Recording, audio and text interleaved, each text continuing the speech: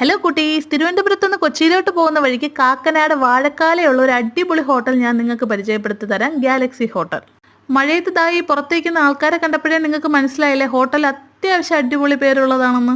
ഈ കണ്ണാടി കൂട്ടിയിരിക്കുന്ന ഐറ്റംസിനെയൊക്കെ ഞാൻ നോക്കി വെച്ചിട്ടുണ്ടെങ്കിലും ഞാൻ പോകുന്നത് നമ്മുടെ ഈ മസ്റ്റ് ട്രൈ ഐറ്റം ആയിട്ടുള്ള ഈ കോക്ടെയിൽ എടുക്കാനായിട്ടാണ്.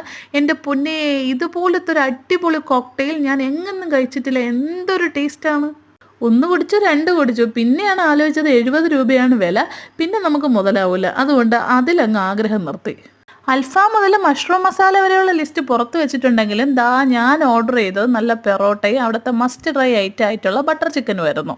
ഈ ബട്ടർ ചിക്കനെ മാറ്റി നിർത്തിയാൽ എനിക്ക് പേഴ്സണലി ഫേവറേറ്റ് ആയത് ഇവരുടെ ബിരിയാണി ആയിരുന്നു കേട്ടോ. ബീഫ് ബിരിയാണിയും ചിക്കൻ ബിരിയാണിയും മട്ടൻ ബിരിയാണിയും വേറൊരു ലെവലായിരുന്നു. പിന്നെ ഇവരുടെ ബീഫ് ഫ്രൈയും സൂപ്പർ ടേസ്റ്റ് ആയിരുന്നു.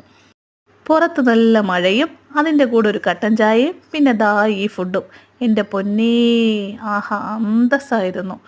ഇതിൻ്റെ മുകളിലുള്ള ഡാനിൻ ഹോട്ടലിലായിരുന്നു ഞങ്ങൾ ഒരു ദിവസത്തേക്ക് റൂം എടുത്തിരുന്നത്.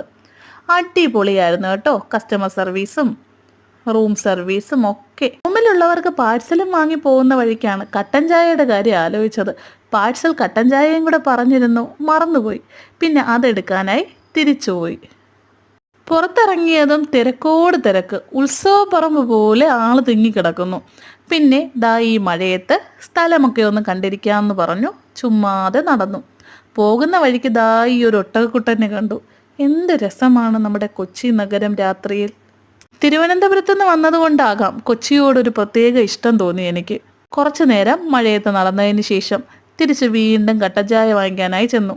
അപ്പോഴും നല്ല തിരക്കുണ്ടായിരുന്നു. പിന്നെ നേരത്തെ ഓർഡർ ചെയ്തത് കൊണ്ടായിരിക്കാം അവർ കട്ടൻ ചായ എടുത്ത് വെച്ചിരുന്നു. കട്ടൻ ചായ കയ്യിൽ കിട്ടിയപ്പോൾ ഞാൻ ആദ്യം നോക്കിയത് അവരുടെ പാക്കിംഗ് ആയിരുന്നു. നല്ല രസമുണ്ടായിരുന്നു കേട്ടോ. 2 ഗ്ലാസ്സുകൾ സെപ്പറേറ്റ് തന്നിട്ട് ഒരു കവറിൽ പാക്ക് ചെയ്താണ് കട്ടൻ ചായ തന്നത്. പാക്കിങ് മാത്രമല്ല കേട്ടോ, ഇവരുടെ ഫുഡും അത്യാവശ്യം നല്ല രീതിക്കുള്ളതായിരുന്നു. അതുപോലെ തന്നെയാണ് അവരുടെ സർവീസും.